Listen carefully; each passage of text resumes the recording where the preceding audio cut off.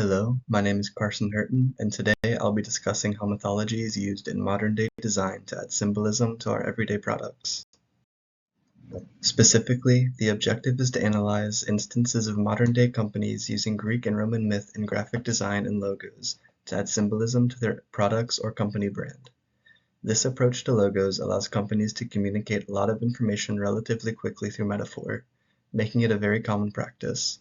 In this video, I will give some mythological context as well as my interpretation of the message that the company is trying to send through that metaphor. Also, going forward, please keep in mind that Greek and Roman mythology don't have a single, definitive version.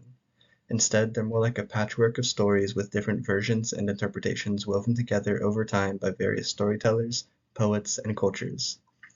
Rather than a fixed canon, they form a collection of overlapping and sometimes conflicting narratives.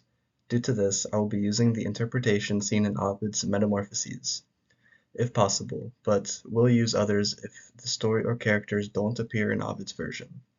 Additionally, if I believe there is information relating to these logos that isn't based in mythology, I will also include it to get a more well-rounded view of the logo. First up, in one of the most obvious cases of mythology being used in branding, we have Nike. So the name Nike is a direct reference to the goddess Nike, or Victoria if you're familiar with the Roman name. Nike is the winged goddess of victory in both war and other contests, such as athletics and theatrical competitions.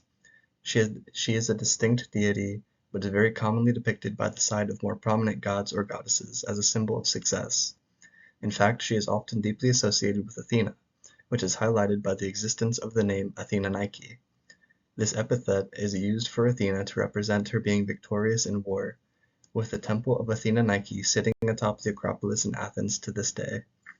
Additionally, the goddess holds historical significance in the Olympic Games.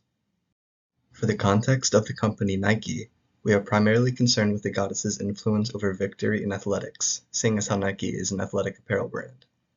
Because the goddess represents victory and athletic excellence, Nike hopes to align their brand with these themes, suggesting that athletes can achieve success through their products.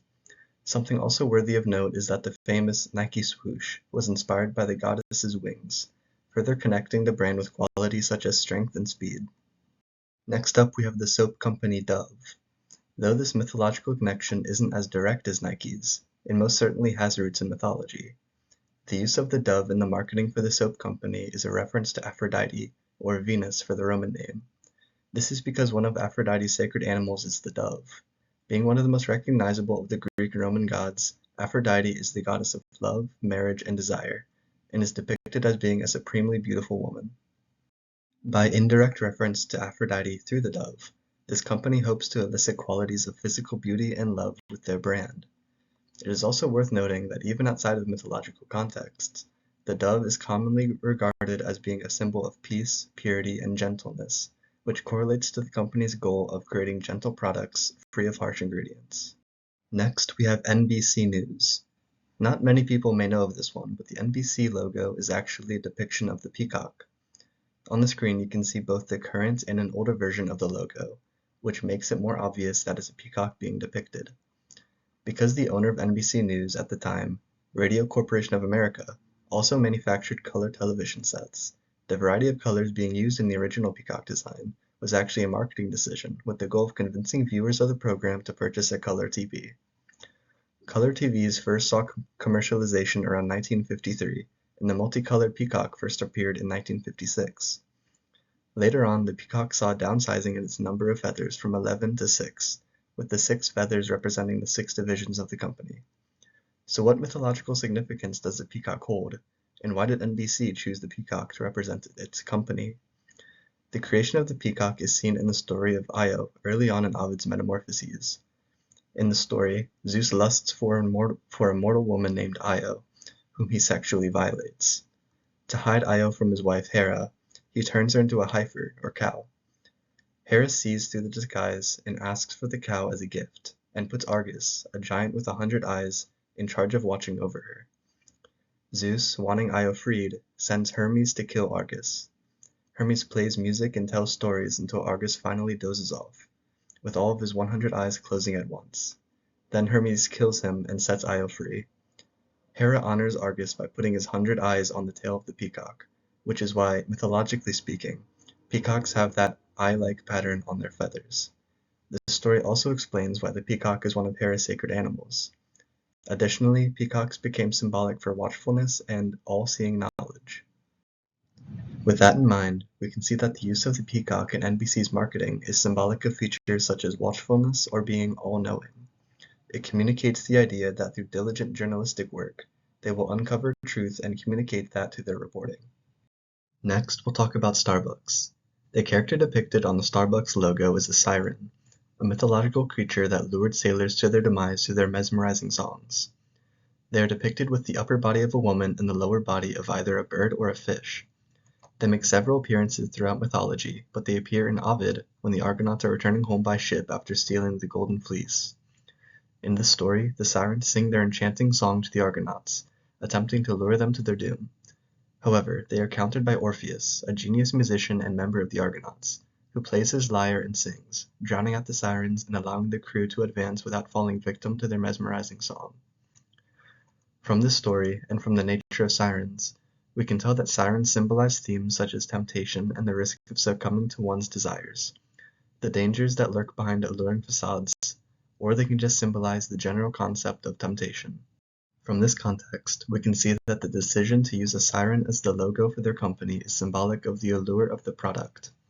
The enchanting songs of the sirens are a metaphor for the irresistible allure of their coffee.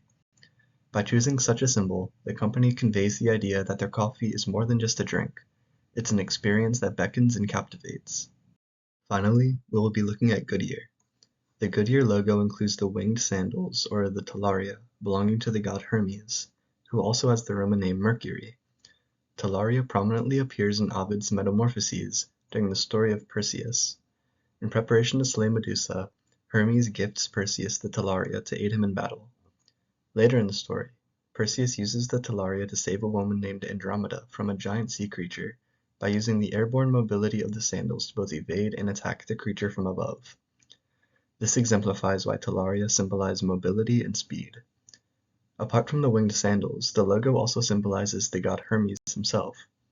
Hermes has the role of the psychopomp, which means he guides souls into the afterlife. Additionally, Hermes presides over several domains including roads, travelers, messages, trade, and commerce. The use of the talaria in the Goodyear logo ties the symbolic meanings of both the talaria and Hermes to the tire company. Talaria connects the company with themes such as swift movement and reliable travel, while Hermes links the company to themes such as commercial success and crossing boundaries, whether that boundary be a physical road or a metaphorical challenge. Just as Hermes facilitated the smooth passage of souls and messages, Goodyear aims to facilitate smooth and efficient travel on the road. By drawing on this mythological symbolism, Goodyear's logo conveys the idea that their tires enable drivers to move confidently and efficiently, just as Hermes navigated the world with grace and speed. This use of mythological imagery helps reinforce the brand's identity as a leader in the tire and transportation industry.